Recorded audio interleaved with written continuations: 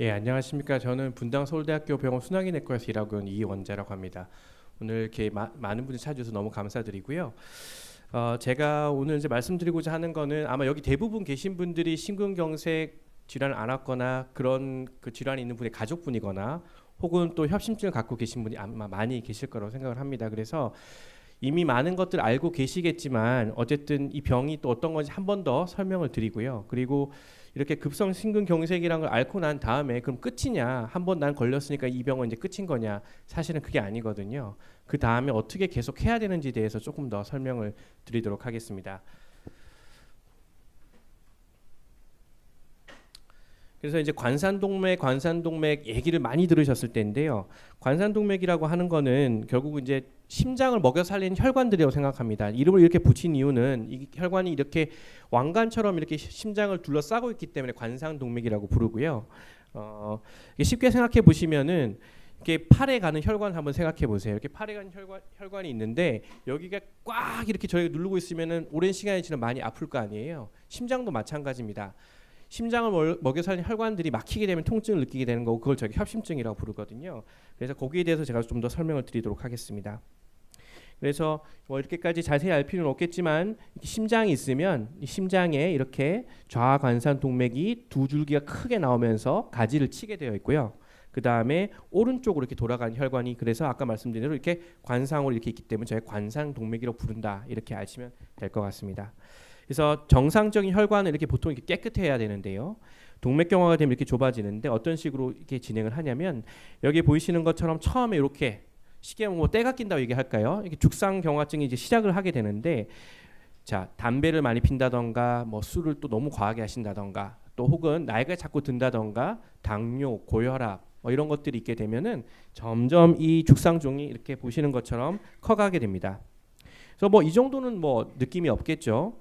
근데 한 이 정도 돼서 한 50% 이상 혈관이 내경이 좋아지기 시작하면 가만히 있을 때는 별 불편함을 못 느끼시는데 아무래도 어떻겠어요? 이렇게 피가 잘 지나가던 파이프가 이렇게 좁아지면은 좀 힘들어지겠죠. 근데 여기서 끝나지 않고 이 상황에서도 계속 뭐 너무 고기 많이 드시고 또 담배 또 계속 태우시고 그러시면 이것이 터지는 경우가 있습니다. 이때가 굉장히 위험한데 이게 딱 터지게 되면은 여기 있던 막 콜레스테롤이니 뭐 이런 여러 가지 찌꺼기 같은 것이 팍 튀어나오면서 여기서 혈전이 생깁니다. 혈전이 생기게 되면 여기 지나가던 피들이 다 굳게 돼가지고 결국엔 이렇게 아예 혈관 전체를 확 막아버리는 일이 생기고 이때를 심근경색 상태라고 합니다. 이렇게 생기게 되면은 사망률이 뭐 1-20% 이르는 굉장히 치명적인 상황이 되는 거죠. 당연히 피가 전혀 흐르지 않으니까 극심한 흉통을 느끼게 되고 이때 이제 대부분 병원 오시게 되는데요. 병원에 오시지 못하는 분이 뭐 열에 하나가 될 수쯤 되고요.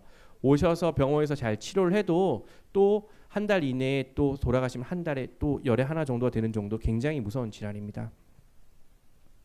그래서 말씀드린 대로 협심증 많이 들어보셨죠? 그래서 협심증은 간단하게 이렇게 생각하시면 됩니다. 가만히 있을 때는 뭐 잘 모르겠는데 뭐 등산할 때 아니면 집에서 무거운 거 많이 들 때 이럴 때 갑자기 좀 많이 아팠다가 그래서 좀 쉬면 좋아지는 그걸 협심증이라고 하고요. 그건 앞선 사진에서 한 요 정도 상태. 좁아져 있긴 좁아져 있는데 아직 혈전이 터지지 않아서 평소에는 괜찮지만 뭔가 스트레스가 있거나 큰 일을 막 힘든 일을 할 때 아픈 상태를 보시면 되고요. 심근경색이라고 하는 것은 그렇게 좁아져 있다가 이렇게 혈전이 툭 터지면서 아예 혈관을 막아버리는 상황이 심근경색이라고 하면 알고 계시면 될 것 같습니다. 뭐가 다르냐? 심근경색일 때는 아예 막히니까 피가 안 가니까 그냥 그 혈관이 먹여 살리는 심장이 그냥 다 죽어버립니다. 협심증 상태에서는 막 이렇게 운동할 때는 좀 아프지만 쉬면 좋아지니까 다시 피가 가면 큰 문제가 없거든요. 그래서 크게 급하지 않지만 이렇게 100% 막혀버리면은 아예 피가 안 가기 때문에 아예 심장이 괴사됩니다. 그래서 이때는 최대한 빨리 병원에 오셔야 심장의 손상을 최소화할 수 있고 좋지 않은 결과를 방지할 수 있습니다. 그래서 설명을 드렸고 증상은 뭐 여기 계신 분들 이미 많이 경험해 보셨을 거예요. 그래서 저희가 통상적으로는 사실 뻐근하다, 뭐 짓누르다, 우리하다, 답답하다 이렇게 여러 가지 얘기를 하긴 하는데 사람마다 상당히 다릅니다. 어떤 분은 나는 체한 것 같다라고 오셨는데 알고 보면 심근경색인 경우도 있고요. 계속 나는 숨만 차요, 숨만 차요 하는데 알고 보면 심근경색인 경우가 있어요. 특히 남성분들보다는 고령이시거나 혹은 또 여성분들이 조금 애매한 증상을 호소하는 경우가 많습니다. 그래서 사실은 여기 있는 말들로 모두 묘사하기는 힘들고요. 사실은 응급실에 있는 의사들도 그냥 환자분 말씀하신 대로 잘 구분 못해요. 그러니까 당연히 본인은 더 모르겠죠. 그리고 평생 한 번도 아파보지 않다가 새로운 느낌이 왔는데 뭔지 어떻게 알겠어요. 그러니까는 제가 말씀드리고 싶은 거는 이런 증상이 있으면 당연히 의심을 해야 되고요. 근데 이런 것들이 뭐 잠깐 뭐 수초, 아이고 잠깐 뭐 따끔했네 이런 거는 아니지만 5분, 10분 이런 게 증상이 가면서 뭔가 막 식은땀도 좀 나고 평소에 안 그랬는데 어지러운 것 같기도 하고 이 증상이 좋아지는 계속 아프고 이렇다면은 일단은 심근경색을 조금 생각을 해 보셔야 되고요. 특히 내가 평소에 운동 같은 거 별로 안 하고 있었고 당뇨도 있고 고혈압도 있고 게다가 담배까지 피고 있다. 그러면 일단은 나 심근경색 아닐까라고 충분히 의심하셔도 되고 그런 경우에는 가까운 병원에 가시는 게 맞습니다. 그래서 병원 와서 아니면 정말 좋은 거지만 만약에 맞다면 이건 생명이 왔다 갔다 하는 거기 때문에 너무 고민하실 필요는 없을 것 같습니다. 그래서 다시 말씀드리지만 뭔가 하여간 이 가슴이나 이 배 주위에 아픈데 짓누르는 것 같기도 하고 답답한데 숨도 찬데 이게 자꾸 심해지고 5분 10분 간다면 그때는 꼭 심근경색을 생각하시기 바랍니다. 진단은 여러 가지가 있는데요. 그 중에서 제일 중요한 게 이제 저희가 이제 아마 많은 분들이 이미 해보셨을 텐데 관상동맥 조영술이라고 하는 혈관을 직접 촬영하는 검사입니다. 그래서 아마 경험이 많으실 텐데 이렇게 우리 그 대동맥이 여기 사타구니에 있는 굵은 혈관이 하나 있어요. 이게 이렇게 몸까지 다 이어져 있거든요. 심장까지. 그래서 저희가 여기로 기구를 여러 가지 넣으면은 이렇게 심장 혈관 직접 촬영할 수가 있습니다. 그래서 요거를 우리 심근경색을 진단할 때는 가장 중요한 진단 도구로 생각을 하고요. 최근에 와서는 이제 그런 경험도 많이 하셨을 거예요. 내 친구는 다리를 놓고 팔로 했다던데 이런 경우도 많죠. 그래서 요즘에는 기구도 많이 좋아지고 기술도 많이 좋아져서 팔로 혈관으로도 합니다만 심근경색인 상황, 응급인 상황이 많아서 응급이 상황일 때는 여러 가지 대처가 필요하기 때문에 아직까지는 병원마다 좀 다르긴 하지만 아직은 이 대퇴동물을 이용해서도 많이 치료를 하고 있습니다. 그래서 이렇게 그 심장을 혈관을 촬영해 봤는데 보이시는 것처럼 이렇게 좁아져 있는 데가 있다. 이러면 이제 여기에 문제가 되는 거고요. 치료는 어떻게 하냐? 자, 요렇게 혈관이 있죠. 혈관이 있는데 아까 말씀드린 대로 아까 대퇴동맥 통해서 이렇게 기구를 저희가 넣을 수가 있어요. 기구를 넣은 다음에 이 관을 통해서 철사줄 같은 걸 쓱 밀어 넣습니다. 쓱 밀어 넣으면 여기 철사줄이 보이고요. 그 철사줄을 따라서 저희가 풍선이나 스텐트라고 하는 이렇게 치료 기구를 집어넣거든요. 그러니까 철사줄을 집어넣고 거기에 따라서 풍선이나 스텐트를 집어넣게 됩니다. 넣은 다음에 저희가 그거를 넓힙니다. 넓히면 보시다시피 좁아진 데를 밀어내면서 점점점 늘어나게 되겠죠. 그러면 자 아까 이렇게 좁아져 있던 혈관이 요만큼 좁아져 있던 혈관이 이렇게 스텐트를 넣으면서 확 넓어집니다. 그렇게 되면은 피가 좀 더 잘 통하겠죠. 그래서 증상도 사라지고 심근경색 상태에서 어느 정도 벗어날 수 있게 되고요. 그래서 실제 그걸 보시면 시술 전에 보이시나요? 굉장히 얇게 이렇게 좁아지는 게 보이죠. 이 까만색 물감이 조영제라고 하는 것이고 이렇게 좁아져 있는 데다가 여기 지금 잘 보이지 않는 곳 혈전이 굉장히 많은 겁니다. 그러니까 여기 보이지 않는 요것이 바로 이런 혈전들이 되는 건데요. 여기다가 풍선 같은 걸로 이렇게 넓혀 놓고 그냥 넓혀 놓으면은 이게 또 갑자기 팍 짜부라드는 수가 있어요. 그렇기 때문에 최근에는 스텐트, 철망 이렇게 생각하시면 돼요. 철망이라고 하는 요거를 집어넣어 가지고 다시 좁아지지 않게 합니다. 가끔 이런 질문들 많이 하세요. 저거 뭐 나중에 꺼내냐? 안 꺼냅니다. 그냥 평생 저기 그냥 있으면 됩니다. 시간이 지나면 이게 굉장히 얇아요. 굉장히 얇아서 보시는 것처럼 이렇게 굉장히 작기 때문에 시간이 조금 지나면은 새살에 좀 돋아주면서 저걸 덮어줍니다. 우리 몸과 하나가 돼요. 그래서 저거는 반영구적인 겁니다. 넣고 절대 빼지 않는 거고요. 그래서 신경 쓸 필요 없습니다. 또 뭐 근데 MRI 같은 거 찍어도 되냐? 찍어도 됩니다. 그러니까 스텐트 하신 분들 그런 것들은 전혀 걱정하실 필요가 없습니다. 자, 근데 이제 이런 치료했을 때 어떤 문제들이 생길 수 있느냐? 저희가 이제 치료하면서 좋은 일만 있으면 좋겠지만 가끔 합병증이 생기기는 합니다. 이게 좁아진 혈관에다가 억지로 넓히면서 그런 스텐트가 더 망을 넣기 때문에 아주 드물지만은 혈관이 좀 찢어진다던가 하는 일들이 생길 수 있는데요. 최근에 와서는 예전보다 많이 좋아져서 거의 뭐 1000명에 1명 정도 수준 줄어들었기 때문에 그걸 미리 걱정할 필요는 없을 것 같고요. 그것보다 더 중요한 거는 이제 환자분이 신경 쓰셔야 될 게 장기적인 합병증입니다. 어쨌든 간에 이 스텐트라고 하는 이물질 넣어놓은 건 사실이잖아요. 그죠? 내 몸이 아닌 것을. 몸이 좀 싫어하긴 합니다. 그래서 새살이 돋는 경우들이 꽤 있어요. 그래서 아까 말씀드린 이렇게 보여드린 스텐트를 넣고 난 다음에 이렇게 이게 지금 철망인데 안쪽으로 새살이 돋아 나오는 경우가 있습니다. 근데 요것도 이제 약물 방출 스텐트 이런 거 많이 들어보셨죠? 기술이 발전해서 요런 살을 너무 많이 자라지 마라. 그럼 또 좁아지는데 그럼 왜 했냐 이렇게 돼서 여기다가 요 스텐트에다가 약을 발라놨습니다. 약을 싹 발라놔가지고 이렇게 새살 돋는 걸 막아놓으면은 저렇게 좁아지는 게 굉장히 줄어요. 그래서 1990년대 말 2000년 초만 하더라도 이렇게 스텐트 시술을 받으면 열에 한 100명이 하시면 한 15분 정도가 또 좁아져서 오신 분이 많았는데 지금은 100분이 하시면 한 5분 이하, 서너 분 정도가 다시 이런 일을 겪게 되게 있습니다. 그래서 이제 대부분의 분들은 한번 치료가 끝나면 더 이상 문제가 없는 경우가 대부분이라고 이해를 하셔도 좋겠습니다.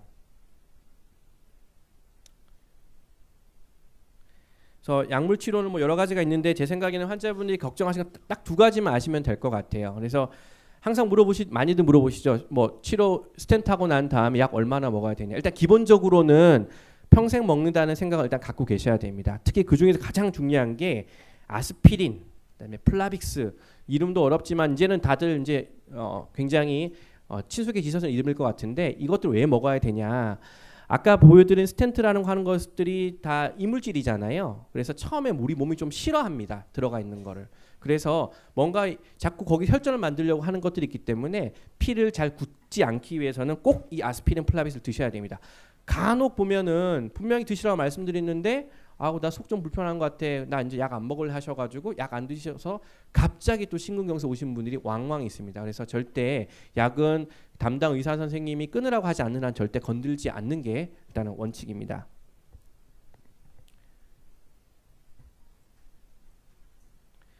그래서 이제 만약에 이렇게 다 했는데도 만약에 또 심장 발작 같은 게 일어나면 어떻게 해야 되냐?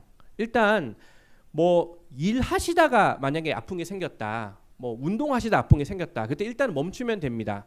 대개의 경우에 그렇게 뭘 하다가 생긴 경우에는 멈추시면은 다시 심장이 할 일이 좀 줄어들기 때문에 통증이 가라앉는 경우가 대부분이거든요. 그래서 일단 첫 번째는 뭔가 힘든 일을 하고 있거나 뭐 운동을 하고 있었으면 일단 중단하시는 게 1번이고요. 그래서 심장에 무리가 안 가도록 하는 게 1번입니다.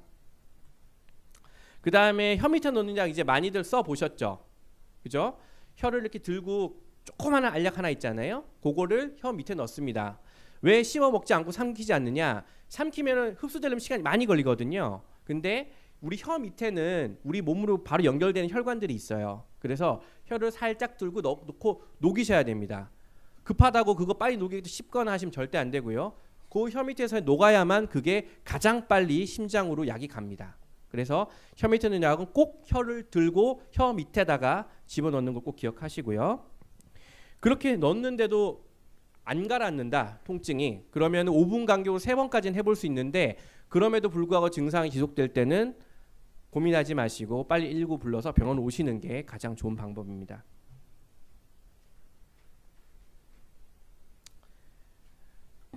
그래서 뭐 어떻게 대비할까요? 뭐 당연히 일단은 이제 웬만큼 다 아시겠지 자기 주변에 어떤 큰 병원이 있는 정도는 조금 파악을 하셔야 되고요. 그래서 아플 때는 바로 어디로 갈지를 미리 어느 정도 생각해 놓으셔야 됩니다. 그리고 본인이 아프기 때문에 정신이 없기 때문에 본인이 어떻게 할 수 없는 경우가 많거든요. 그러니까 나만 알 게 아니라 내 부인, 내 아들, 내 자녀들한테도 주위에 어떤 병원을 내가 가야 되는지에 대한 얘기는 미리 좀 해두시는 게 급할 때 당황하지 않으시는 방법이고요. 그래서 아까 말씀드린 대로 그 갑자기 통증이 막 엄청 왔다 하면은 혀 밑에 넣는데 혀 밑에 넣고 3번까지 써보는데 계속 아프면 병으로 온다. 이걸 꼭 기억하시기 바랍니다. 이제 휴대하고 보관하는 것도 중요한데요.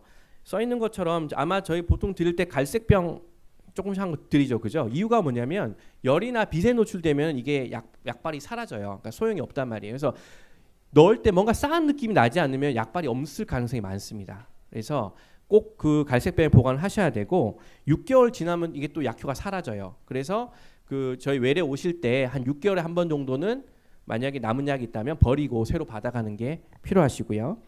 써 있는 것처럼 혀 밑에 넣었을 때 약간 뭐가 톡 쏘거나 화끈한 게 있어야 됩니다. 그냥 뭐 아무것도 안 넣은 거 느낌이 나지 않는다면 그 약은 효과가 없을 가능성이 많기 때문에 꼭 그것도 생각을 하셔야겠습니다. 그래서 보통 어떻게들 많이 하시냐면은 요 갈색병에 넣어드리잖아요. 또 직장생활 하시는 분도 많이 있으실 거고, 그러면 뭐 자제분 집에 또 왔다 갔다 하시는 분도 있을 거고, 그렇기 때문에 집에 하나 놔두시고요. 그 다음에 또 뭐 직장이든지 아니면 자제분 집이든지 하나 놔두시고, 그래서 어딜 가든지 항상 있을 수 있도록, 내가 없는 순간이 없도록 하시는 게 좋습니다. 하나 집에 놔두고 맨날 딴 데 갔다가 아프고 이러면 곤란하거든요. 그죠? 꼭 그렇게 하시기 바랍니다. 그리고 아까도 말씀드렸지만 절대 약은 임의로 중단하시면 안 됩니다. 급사의 위험이 분명히 올라갑니다. 이거는 그냥 하는 얘기가 아니고 전 세계 이 사람들 데리고 저희 수많은 연구를 했더니 약 안 먹으면 분명히 일이 생깁니다. 그러니까 절대로 임의로 약을 중단하는 일 없도록 해주시기 바랍니다. 이제 다만 이제 그런 거 많이 느끼셨을 거예요. 심근경색 때문에 병원 왔다 갔는데 야 이것저것 먹으니까 막 너무 어지럽다. 나 너 힘 빠지네 이런 얘기들 많이 하시거든요.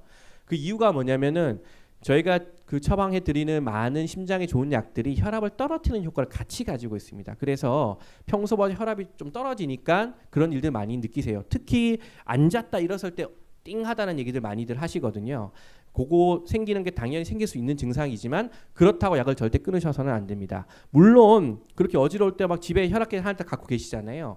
혈압이 막 110도 안 되고 100도 안 되고 이렇다. 그러면은 빨리 병원 오셔서 상의를 하셔야 되는데 그런 경우 아니라면 그런 약들은 임의로 끊지 않는 게 좋습니다.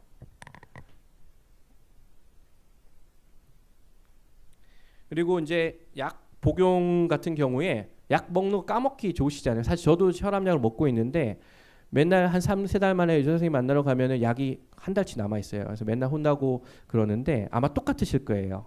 근데 이제 심근경색 뭐 같은 경우에는 아까 말씀드린 항혈전제 같은 것들은 굉장히 중요하기 때문에 하루 정도 빼먹는다 큰일 생기진 않아요. 하루 이틀은. 그렇지만 그게 3일 4일이 되면은 분명히 문제가 생깁니다. 그래서 일단은 내가 어제 안 먹고 있다 오늘 아침에 안 먹고 있다가 밤에 자기 전에 생각이 났으면 일단 드시는 게 좋고요. 그래서 하루에 한 번은 일단 약국 먹을 수 있도록 해주십시오. 뭐 어쩔 수 없이 다음날 되면 다음날이라도 드셔야 되겠지만 가급적이면 아침에 안 먹었다고 시간 지났네 하지 마시고 저녁에 집에 오셨으면 꼭 약을 복용하시는 게 좋습니다. 근데 어제 안 먹었다고 오늘 두 알 드실 필요는 없습니다. 그렇게 했다가는 갑자기 혈압이 너무 떨어져서 문제가 생기는 경우가 생기기 때문에 절대 그렇게는 하지 마시고 생각났을 때 아, 나 안 먹었네 할 때 그때 한 번 더 드시면 됩니다.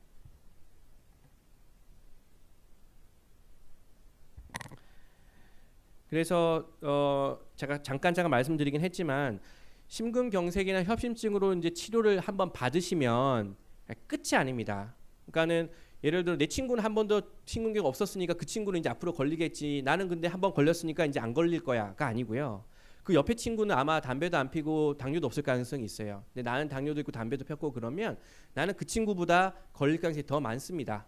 한 번 걸렸다고 끝나는 게 아니고 한 번 걸렸으면은 다시 걸릴 가능성이 더 많다는 걸 인지하셔야 됩니다. 그러니까는 끝이 아니고 시작이라고 제가 제목을 했던 이유가 심근경색, 협심증 치료 시작했으면 나는 내 친구보다 또 이런 일이 생길 가능성이 많다라는 사실 인지를 하고 계셔야 되거든요. 그래서 여기 써 있는 것처럼 담배는 뭐 무조건 끊어야 됩니다. 더 이상 이거는 뭐 이 협상할 여지가 없어요. 무조건 담배를 끊으셔야 되고요. 당연히 대부분이 고혈압, 고지혈증 이런 거 있으신 약은 저희가 처방해 드리니까 약 잘 드시는 거 하시면 되고요. 운동은 당연히 시작하셔야 되고 스트레스도 상당히 중요합니다. 그러니까 그냥 스트레스가 아니라 이 스트레스가 우리 막 긴장하잖아요. 온몸. 그죠?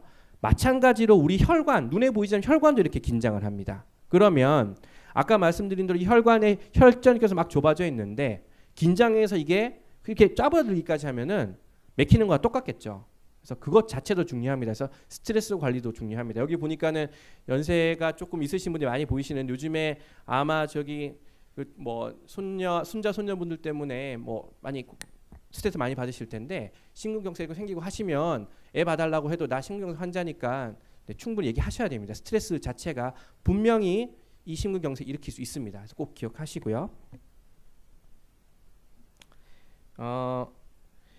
이런 얘기 자세히 하지는 않겠습니다. 어쨌든 간에 흡연 그러니까 제가 보통 담배 끊으시라면은 왜 이렇게 얘기하시는 제가 한 가지만 말씀드릴게요. 뭐 담배 안 좋은 거 다 아시잖아요. 근데 어떤 식으로 담배가 작용하느냐면은 담배 피면은 들이마시면 폐에만 가는 끝이 아니에요. 폐에 혈관들이 다 엮여 있거든요. 그 혈관을 타고 담배 그 수많은 항암 발암 물질과 이 나쁜 것들이 혈관을 타고 온몸에 갑니다.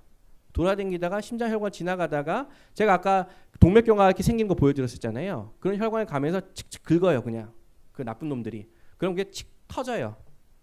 그러면서 심근경색 실려 오시는 거거든요. 그러니까는 담배는 지금 제가 말씀드린 애들 중에서 가장 나쁜 놈입니다. 폐암 뭐 이런 거 다 얘기하시지만 뭐 폐암 물론 무서운 병이지만 이거는 심근경색은 그냥 한두 시간이 그냥 갈 수 있습니다. 담배 때문에. 꼭 담배는 끊으셔야 됩니다. 여기 써 있는 것처럼 흡연하시는 분은 비흡연자보다 이 병이 4배 더 생기로 되어 있기 때문에 꼭 하셔야 되고요.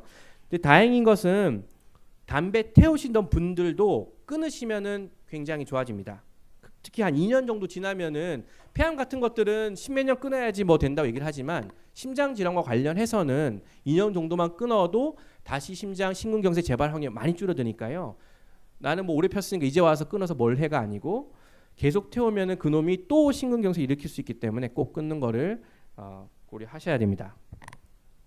써 있는 것처럼 금년 1년만 하셔도 심장 발작 발생률이 반으로 줄어듭니다. 그러니까는 굉장히 대단한 거죠. 꼭 끊으시기 바랍니다. 이제 술 얘기들은 이제 많이 하시는데 맨날 이제 그래 담배는 저 끊을게요. 근데 술은 조금 해도 되죠? 이렇게 많이들 물으시거든요. 그래서 사실 저도 이제 술을 마시니까 항상 이제 되게 어려운 질문이긴 한데 사실만 말씀을 드릴게요. 분명히 술 자체는 심장 근육을 나쁘게 합니다. 실제로 알코올이 독이라는 건 알고는 계시죠? 근데 너무 편하게 드시니까 아무 뭐 하지만 독은 독입니다. 많이 드시면 다음날 너무 힘드시잖아요, 그죠?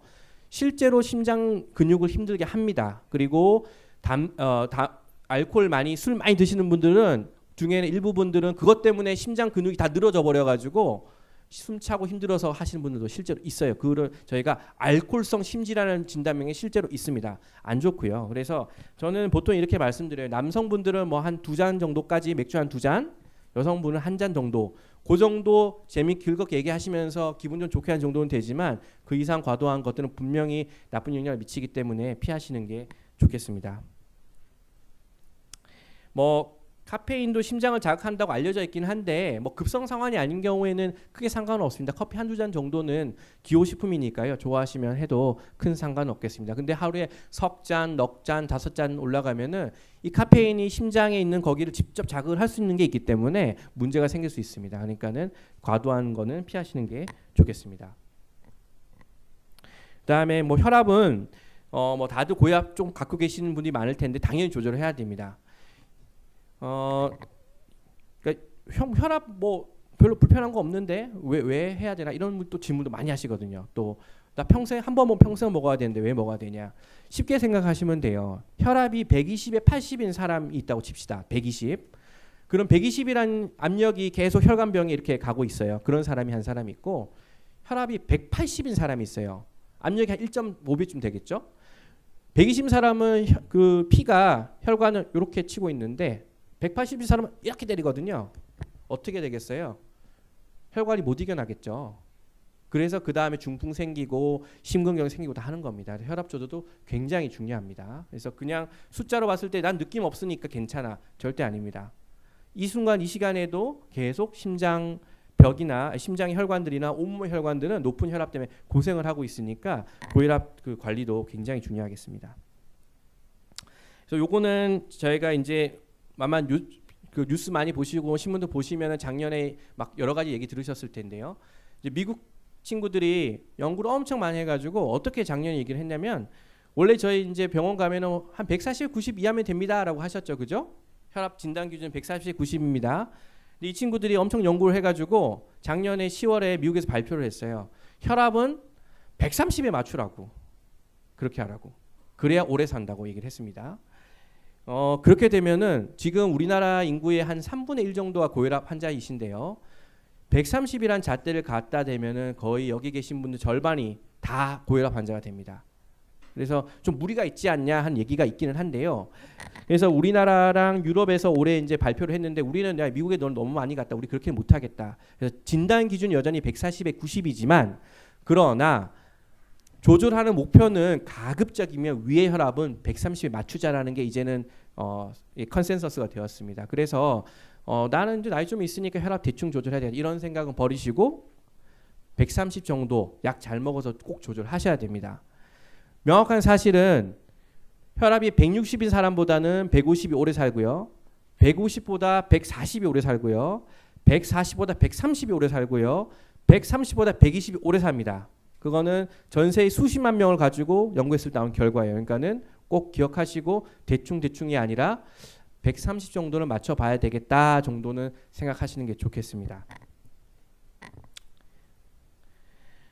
그래서 이 부분은 직접적인 건 아니니까 일단 넘어가도록 하겠습니다. 그래서 혈압 조절하면 당연히 뭐 약 잘 드시는 거 하고 체중 조절하는 거 하고 너무 짜지 않게 드시는 거. 근데 짜지 않게 먹는 게 뭐냐 되게 힘들잖아요. 사실 또 입맛도 좀 떨어질 수 있고 안 짜면 못 먹잖아요. 사실 밥 먹는 게 더 중요한데. 그래서 저는 개인적으로 이렇게 추천을 많이 드립니다. 뭐 국 많이 좋아하시는 분도 있을 텐데 그냥 반찬하고 밥은 그대로 드시되 국은 웬만하면은 조금만 정말 그냥 밥 먹을 좀 도와주는 정도만 드시고 국을 막 한 사발 막 들이키고 이런 것들은 이제 좀 안 하시는 게 그러면은 나머지 음식들 좀 편하게 드셔도 염분이 대충 많이 줄어들거든요. 그러니까 국만 좀 줄여도 좋으니까 그 정도만 기억을 하시고 나는 국은 그냥 한두 숟갈 떠먹는 정도만 하겠다라고만 하셔도 염분 조절은 상당히 조절이 되니까요. 신경 쓰시고요. 그다음에 콜레스테롤 많이 하는데 왜 자꾸 그런 얘기를 하느냐? 아까 처음에 보여드렸던 그 혈관 안에 이렇게 뭐 이렇게 낀 거 보여드렸잖아요. 그거의 주 재료가 콜레스테롤이에요. 콜레스테롤이 몸에 돌아다니다가 거기 가서 탁 자꾸 쌓이거든요. 그래서 거기 쌓이는 걸 줄이려면 어떻게 했어요? 일단은 덜 들어가야 되겠죠. 그래서 콜레스테롤 낮춰야 되는데 그러면은 콜레스테롤 어떻게 낮추냐? 되게 말씀들 많이 하시잖아요. 그럼 나 저기 이제 제일 또 많이 듣는 질문 하나. 저 콜레스테롤 제가 높다고 약 드시자고 하면은 저 이제 고기 안 먹을게요. 그리고 어떤 분은 저는 고기도 안 먹는데 왜 콜레스테롤이 높죠? 이렇게 두 가지 다 얘기하시거든요. 이유는 뭐냐? 이것도 사람마다 이 태어날 때 조금 유전적 영향이 있어요. 그리고 콜레스테롤을 우리 몸 안에서 합성을 하도록 되어 있습니다. 간에서. 우리 몸에 돌아다니는 콜레스테롤이 한 100 중에서 한 70 정도는 계속 저희가 합성하는 거예요. 그러면 자, 고기 많이 드시던 분이 고기를 끊었다고 칩시다. 안 먹죠? 안 먹어도 여전히 몸에서 계속 만들고 있어요. 그러니까는 한계가 있습니다. 그렇기 때문에 저희가 약을 처방하는 거거든요. 그래서 콜레스테롤 높을 때는 당연히 너무 막 빨간 그 뭐 육고기 같은 거 안 드시는 게 좋은 거 맞아요. 줄인 거 맞아요. 하지만 약을 꼭 드셔야만 제대로 떨어지기 때문에 약 드시는 것도 잘 챙기셔야 됩니다. 그리고 어떤 경우에 약 잘 드시면 평소처럼 드셔도 콜레스테롤 별로 안 올라가는 경우가 많이 있어요. 그러니까는 약 드시는 거를 꼭 추천합니다. 당연히 뭐 운동하시고 체중 줄이면 좋겠죠. 그다음에 아까도 말씀드렸지만 스트레스 이게 그냥 스트레스가 아닙니다. 스트레스는 실제로 심장에 영향을 미치고요. 그다음에 그 화병 뭐 옛날부터 말들 많이 하잖아요. 그 화병이 실제로 존재합니다. 영어로 제가 거창하게 말하면 스트레스 인듀스드 카디오마이패시 이게 어렵게 스트레스란 말이 들어가 있어요. 진단명이 실제로 있어요. 극심한 스트레스 받고 집안에 큰 뭐 일이 있다던가 누가 돌아가셨다던가 뭐 사기를 크게 당했다던가 그러고 나면 진짜 크게 정신적으로 충격 받으면 실제로 몸에 있는 호르몬 같은 것들이 팍 튀어나와가지고 심장 충격을 팍 줍니다. 그러면서 심장이 완전히 널브러져 버리는 경우 생겨요. 숨차고 가슴 아프게 병 오십니다. 그래서 굉장히 큰 스트레스가 아니더라도 작은 스트레스 좋지 않으니까 스트레스 조절도 신경을 쓰셔야 하겠습니다. 그리고 여기 보니까 체중 조절 저희가 많이 하러 말씀을 드리는데 보니까는 여기 뭐 그렇게 필요한 분은 별로 보이지 않는 것 같아요. 다들 잘 하고 계신 것 같은데 체중도 너무 과도할 때는 물론 당연히 좀 빼는 게 좋을 것 같고요. 하지만 너무 체중 빼는 거에 너무 집중하셔가지고 영양소 섭취하는 걸 소홀히 해서는 절대로 안 되겠습니다. 그 다음에 이제 마지막으로 이제 당뇨병도 굉장히 중요한데 당뇨병 여기 갖고 계신 분들 아니시죠? 당뇨병도 별 증상 없잖아요. 내 몸에 뭐 당 많이 돌아다니는 거 어째서 이렇게 생각하시면 그렇지 않습니다.